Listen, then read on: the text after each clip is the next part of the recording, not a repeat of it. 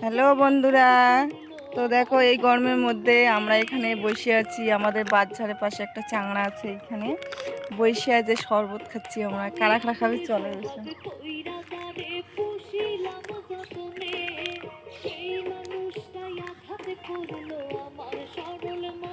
তোমরা খাবে তো চলে এসো গাইস, শরবত।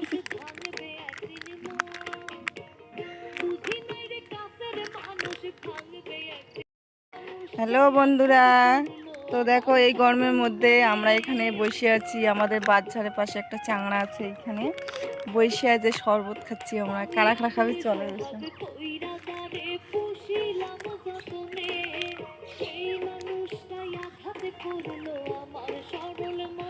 তোমরা খাবে তো চলে এসো গাইস, শরবত।